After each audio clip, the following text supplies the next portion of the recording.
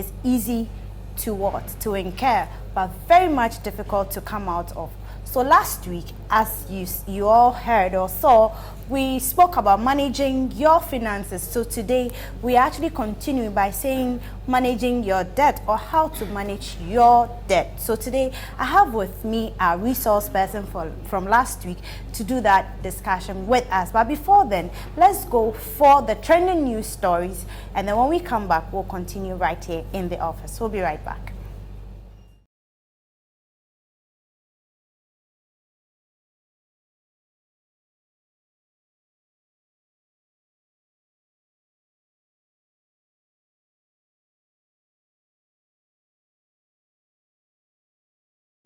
Joy Prime Real Entertainment.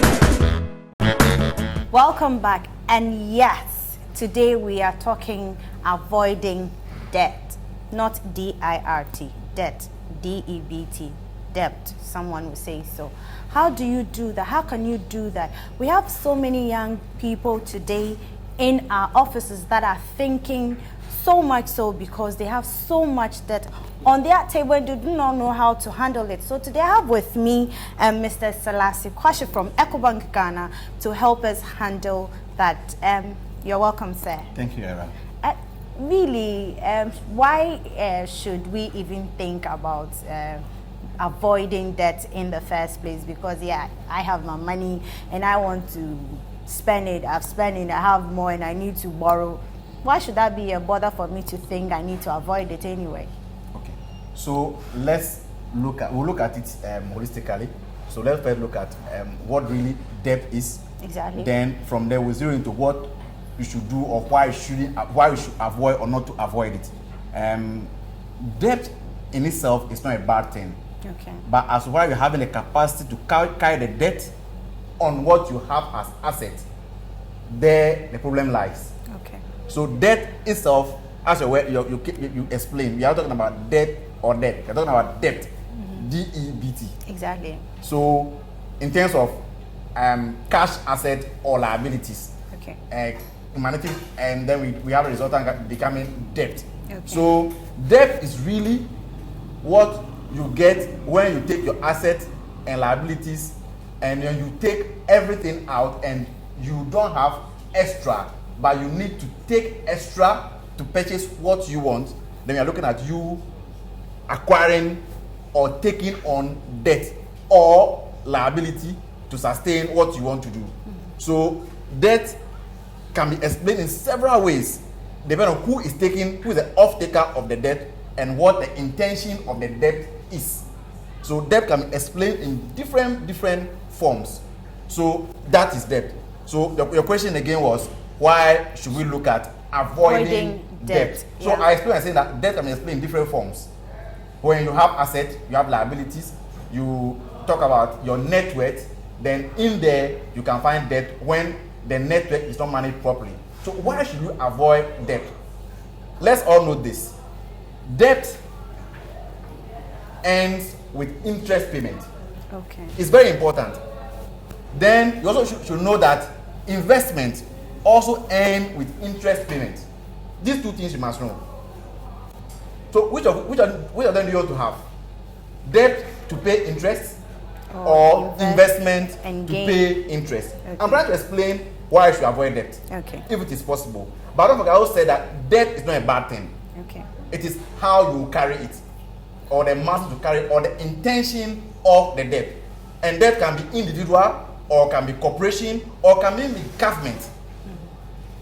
So to avoid debt or not to avoid debt doesn't lie in who or what is carrying the debt. It's to explain that if I'm taking this debt, it is for this intention and this purpose. So when the question comes, how to avoid debt, I find it difficult to say, okay, these are the ways to avoid debt. But I'll tell you, the intention should tell whether you should avoid the debt or take the debt on. Because some debt are good. It is only when you cannot carry it, then you should avoid it. Okay. So you see how I ended. Okay. Some debt are good, or debt generally is good. Okay. But when you cannot carry the debt, then you should avoid the debt. Okay, so if I'm a young person, I always would want to relate it to us because we are more or less the future generation. So if we're carrying too much on our heads or on our shoulders, it means that the future therein is bleak. So if I am a young person and I have, let's say, a business to run, but then I need to borrow to start the business, would you advise I do so? Okay. This is an interesting question. So startups, those planning to start a business. I know most of you want to start a business. Those who are out there, you want to start businesses. You are planning to start a business at the side. Another question is, should we go and carry debt to start the business? Exactly. I will not say yes or no, because every business has its own prospects. So I wouldn't say let's go and draw a business plan to tell whether the business will be sustainable or not. Okay. But I would suggest that you should be clear in your mind what you want to do before looking at debt. In fact, debt for startups should be the last option. Okay. If possible, avoid it. You are starting the business. You don't know what the cycle of the business trend will be. If it is possible, do family and friends to gather your initial capital and run on that for some time before you look at carrying on debt. Debt simply means that you must have a constant flow, what you call income, into the business that will be far higher than what you have planned in. Separate every cost out, pay yourself, and take care of the debt. Then you can carry the debt, or else you have to avoid debt in startups. And most consultants will tell you that to start a business, debt is not the best way to go. So in a nutshell, I mean, we're putting all this. So, I mean, you would advise, or you're actually advising that my friends and I can put ourselves together and go for a loan, sort of, to start a business. Is that what exactly you're trying to say? So, yet, or we put our resources together and then start a business. When the benefit starts coming, then we can pay ourselves whatever amount we have put into the business. But here is a case: I have friends who are not working, or who are working, but then the money they are earning is that little. But yes, we really want to do something. Why shouldn't I go in for anything that would keep me out? Okay, well, I was quiet. I was quiet because a lot of things were going through around here asking the question. Yeah. Okay. Last we talked about personal finances. Okay. And we explained that in a calendar month, what comes to you is the total personal finance. Yeah. And how you manage it. Then you should completely count together what your personal finance should be called. Okay. Okay. We are talking about debt today, and we are looking at, should we go for debt to start a business? Or should friends come together, put their resources together, and start a business? Or should they come together and go for a loan and start a business? Let me tell you, I'm from a bank. Any bank you work to go and take a loan, you ask for collateral. Okay. If the business is not about to start, what will you issue out as collateral to take the loan? So I suggest, if you start a business today, anyone listening to me out there, you start a business today, small business aside in your mom's veranda or corridor in a single bedroom, I suggest that you look for resources that are free of debt. Don't take any debt on you. I told you earlier on that debt comes with interest payment. Okay. So don't carry any debt. Look for resources that are almost free of debt. Use that to start. Start little. What I've realized talking to young people over the years in my life is everyone will start and become big. Let's talk about multimedia group. How did it start? If we should ask our boss, our chairman, he'll tell you it started very small. Exactly. What we are seeing today travel over years. And in most businesses, you clearly understand that if you look at their history or their journey, it started very small and they scale up when they begin to get in more resources. In fact, most companies that are doing well now, they'll tell you debt only started coming in when they realize that they need to expand. When we go deeper, I will explain to you debt in different forms. Then you understand that carrying it is very important if you can or you cannot. So I suggest that bank loan for starting a business is completely out. If you are working and you can put resources together to start a business, I go for it. If you are not working but have to start a business, I suggest you come up with an idea that is strong enough, that can sell, that have a story behind it. In product selling or service selling, there must be a story to be sold. If it's a tangible product, the product should have a story to be sold.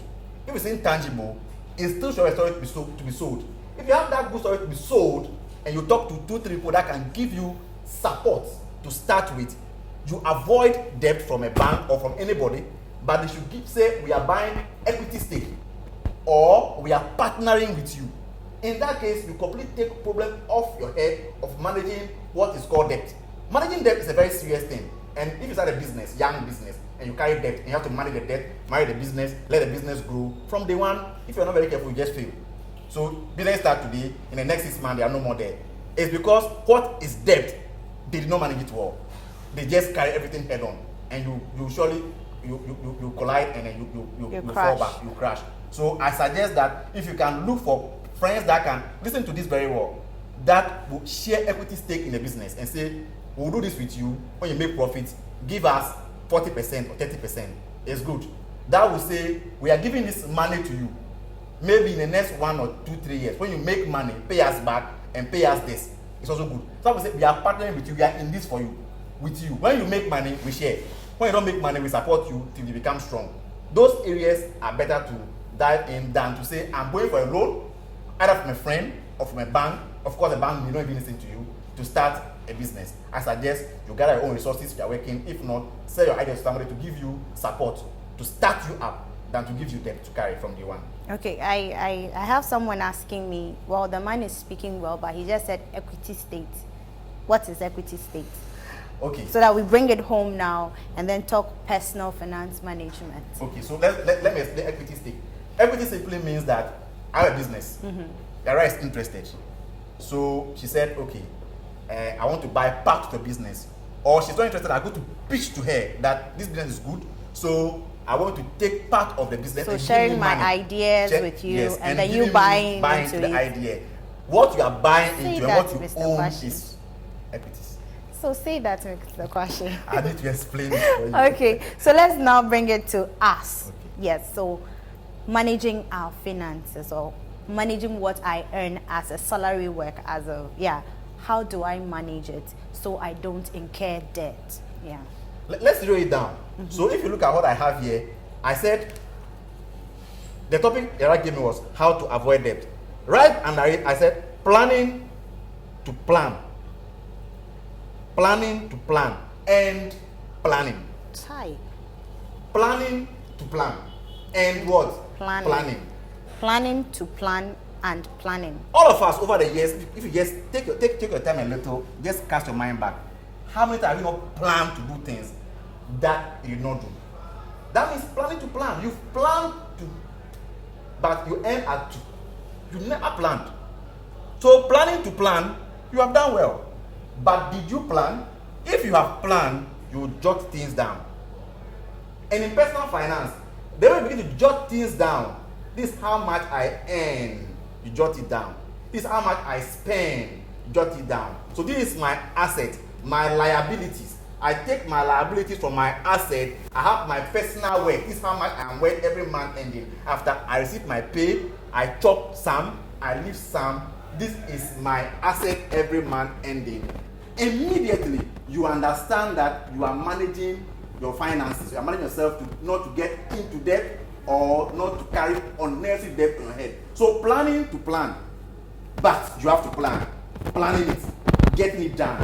So when you get it done and you draw a simple steps of how much I earn, how much comes to me, how much I spend, what is left for me as an asset, immediately you are beginning to plan not to get into debt. It's your money. You can spend it anyhow you want. I agree with you. However, if it's not properly spent and well laid out, you will overspend. And the moment you overspend what you earned, you are running into what? Debt. So I'm trying to explain. You said, well, how do we manage our finances so that we don't get into what? Debt. Debt, yeah. And I said, if you live within what you have and can create asset out of it, you are getting yourself out of debt. Then when you live above, it means you have lived above what you earn. Your liabilities are more than what you earn. You are not creating asset. Instantly, you are creating what? Debt. And debt after debt after debt put a lot around your neck. So you can take debt, can be loans you have taken on yourself. credit card you have taken and you are spending on. It can also be rent that you are not paying. You are deferring the rent. It can be your kids' school fees that you are not paying. You are deferring it. But when you want to go a bit down, the question should be, is it that you could not pay for those liabilities that they have become debt, or you could pay but mismanage your income so it didn't fall within what you earn, and so you have debt hanging on your neck? You have to differentiate between the two. Some could have taken care of their liabilities with what came to them to create assets, but it's mismanagement that led to the fact that they did not pay what is supposed to be paid for, deferred over time, so became debt for them that they can no more take care of with what comes to them. So the moment you begin to jot down and manage what comes to you, and you begin to tell this how much I spend, and you can leave some behind and plan for it, you are getting yourself out of debt automatically. Okay. Thank you very much, Mr. Kwashi. And if you just join in, we are live right here at 355 Hanover Street, and this is the office. We're actually educating ourselves on how to manage our finances better. Last week, we did managing what you have, and today we are saying that we want to avoid debt. And our resource person is actually from EcoBank Ghana, and his name is Mr. Selassie Kwashi. So, Mr. Selassie, you just explain to us how we have to manage what we earn so as not to be indebted. So want to find out. So can you then give us a clear financial plan as to how to really plan my finances so not to get it? But before then, I have a message on Facebook from Ki Ogbo. He says that nice explanation from the gentleman, but for me, I fear debt, so I will always be in my lane to avoid any pressure. That's a good one there from you, Key. And also Solomon Azu, he says, living within one's means, don't make it too complicated. So I believe we are all learning something. So join in, tell a friend to tell a friend, and tune in and let's learn something. Yeah, so I'm asking, then give us what clear plans we can outline so as to avoid debt. Okay. So debt. That's what we are discussing. And we are looking at because everybody is scared of it. Debt. Exactly. And it's not only don't feel bad if you have debt, provided you can carry it and there's a plan to clear it, and there's a plan to convert that debt into asset. You are good. You are on the right path. It is when you cannot carry it and you cannot service it, then you are in trouble. And it's not only because I have debt. We have companies having debt. We have governments. Government is actually having debt. So debt insufficient is a bad thing. But let's look at a plan, a clear plan. Now we understand what debt is.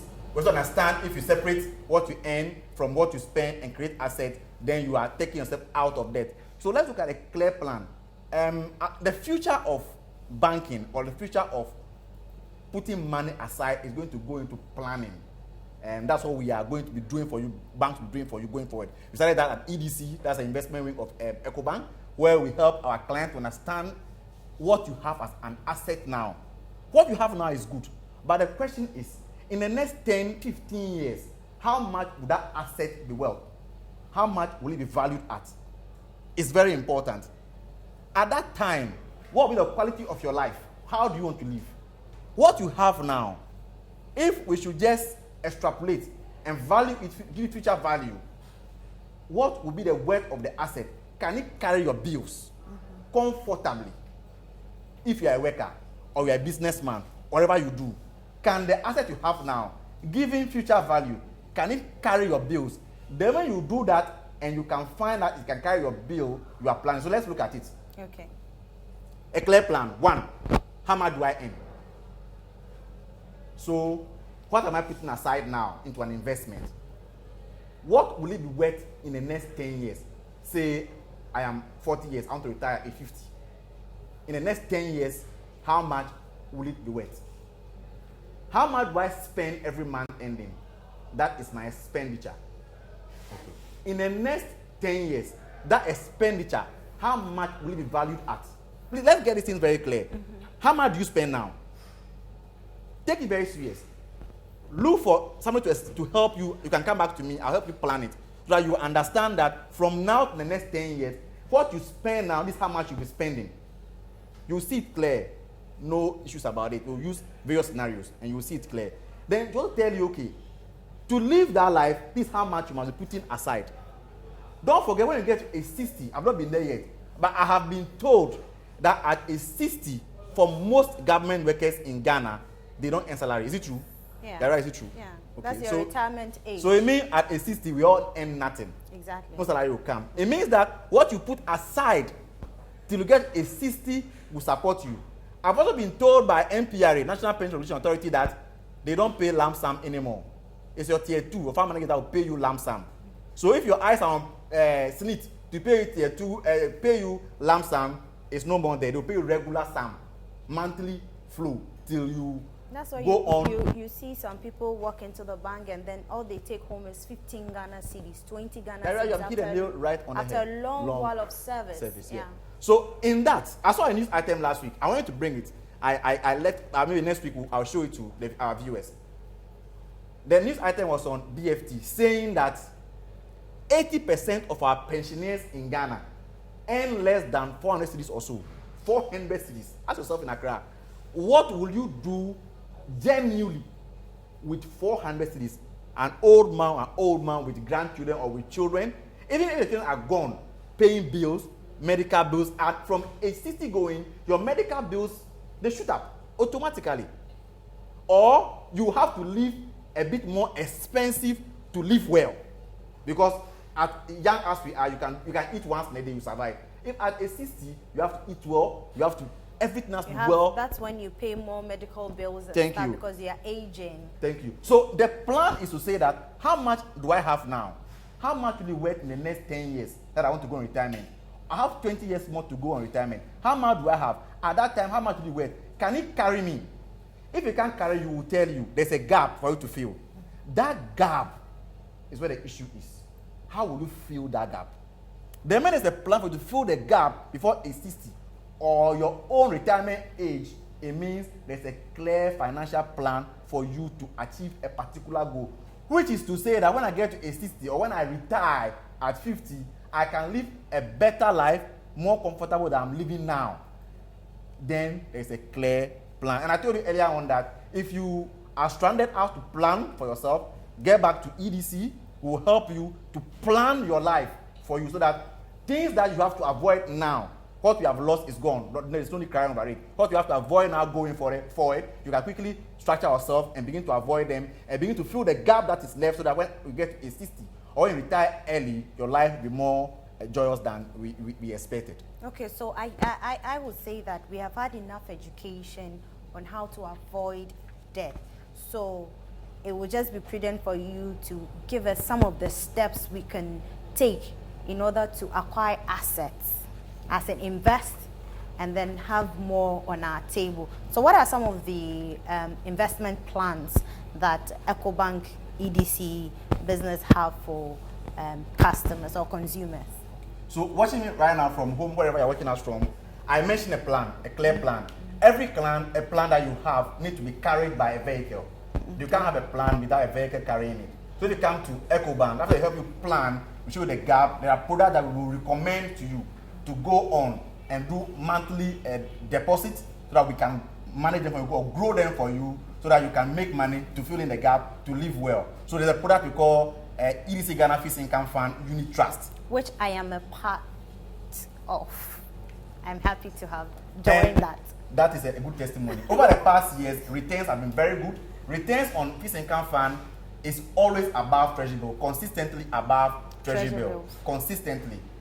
As of now, returns is about 20% annualized, meaning from January 1st till now, people like Yayira have earned over 20% within the amount within a 3-month annualized, meaning she's doing on average about 1.85% monthly to earn that much. So that can help you plan. It's also very flexible. You can add on money anytime you want. So you don't say that I don't do regular monthly work. So until I get money, won't they punish me? No punishment. If you have money today, you can enter any EcoBank branch and start the account. If you have extra money the same day, you can go back and add.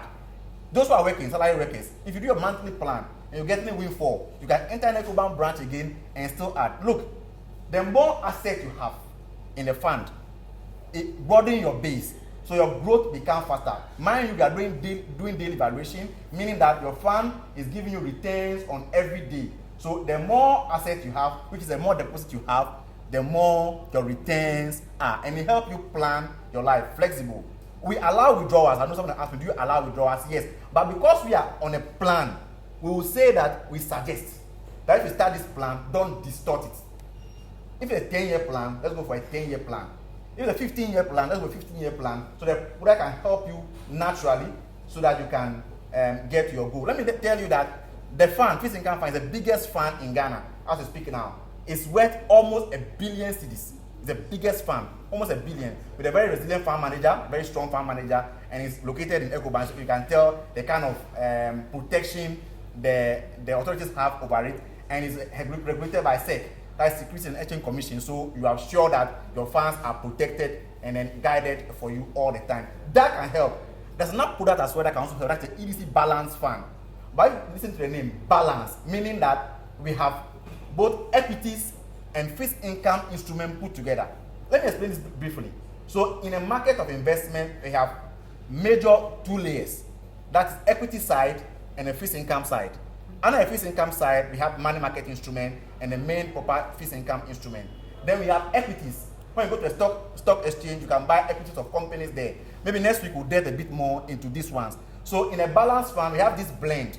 Meaning, when the stock market of Ghana is doing well, we are heavy on Ghana stock market, we are doing well. When it is not doing well, we also don't do well. Because it's a blend of equities and fixed income, you hold on to your own, but returns are not good. So example, from last year, May till now, our market, if those are following the market in Ghana, stock market has done consistent negative. As of now, we are just out of the negative, that's the financial stock, to about 5%, 0.5% year to date. And the non-financial is still negative. So it tells you that balance fund will not do well. But it is for those who are planning for a long haul. Historical performance of balance fund as of now is about 480% thereabout. Meaning on an average, over the past 10 years, if you know about 40% plus. Good, but it is not a product that you can go in and get out. Those who are planning for a longer period, they can look at a balanced fund to help them plan. But for now, I would suggest and recommend that you look at fixed income fund to do planning that we have get discussed to get yourself out of debt. Okay, so Ni Lante Lamte is asking that you put your number across or where to find you. But before then, we have this issue of bank crisis, I would say so, because I mean now people are even scared. What more assurance can you give viewers so they'll feel comfortable to come to EcoBank and say, I am coming to put my money into the fixed income and then earn something? Exactly. Assurance. What has happened in Ghana for the past few months, one can call it crisis, one can call it banks have gone down, but I would call it system cleansing, where we are looking at taking out what we will call toxic asset out of the system, so that clients can have that confidence in the market, so that what they foresaw that would have happened to Ghanaian market will not happen. Okay. So what the regulator did, BOG did, was to make sure that what they saw ahead of us that can happen to us did not happen. So they took off those toxic assets and they are managing it. So if you realize they are paying gradually those who have their monies lockup. So I'll tell you viewers, this crisis would have been worse off if the regulator has not come in to help us do this cleansing, to take those assets that are a bit toxic out of the system. So I can assure you, if they are not on top of their game, they only have realized it. So banks that are very strong are still operating, including some local banks are still operating. Those that they need to help, they are helping them rebalance their book, giving them new assets to get the minimum capital. That's to say that we have something we call obligor limit of banks in terms of doing deals. When they're about to do deals, there's an amount of money we should have to do deals. If our local banks are not strong all the time, these deals will go to the foreign banks. So this is also a way to help our local banks to be strong and the whole financial sector to be very strong so that we can do bigger deals. So assurance, I will tell you the market is strong. There are no issues.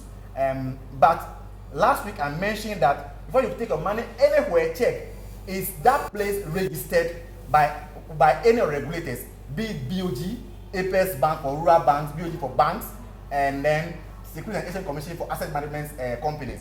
If it is registered, check, do they have a product? Can you check the history of the product? It's very important.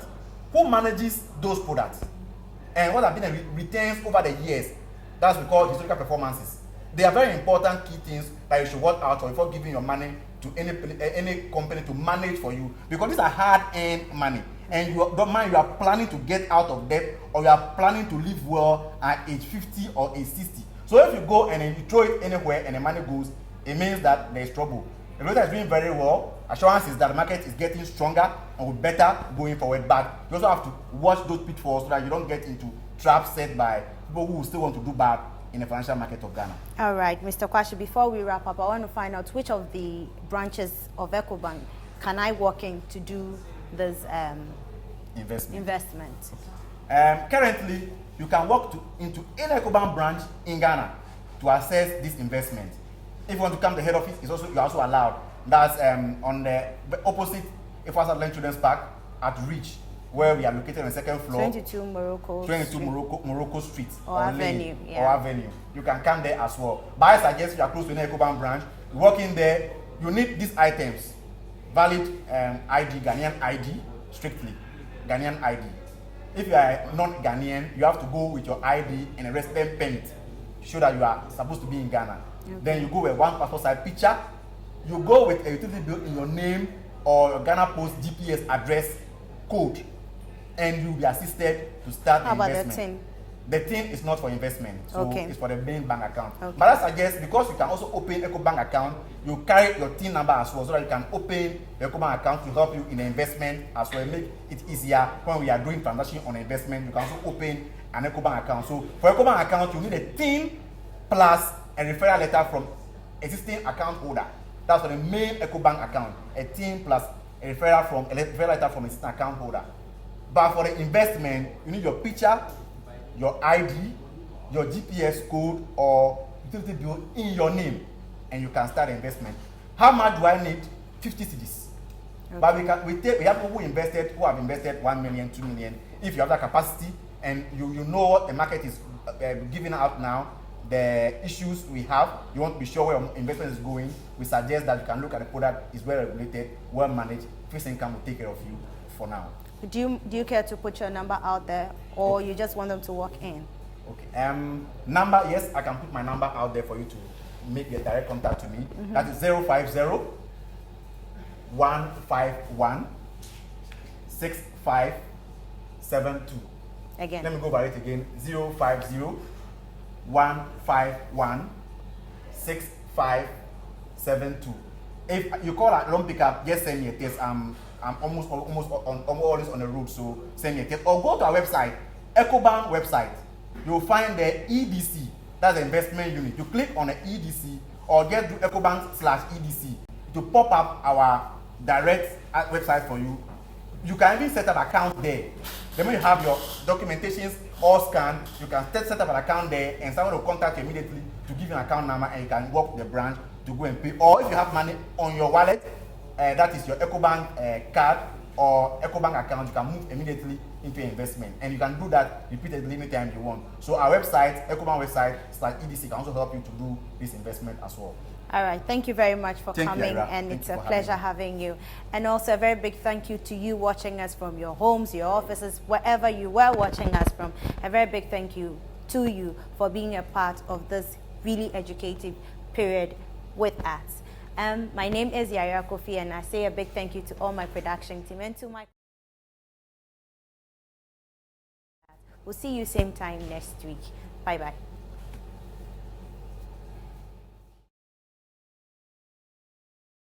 Joy Prime Real Entertainment. Joy Prime Real Entertainment. Joy Prime Real Entertainment.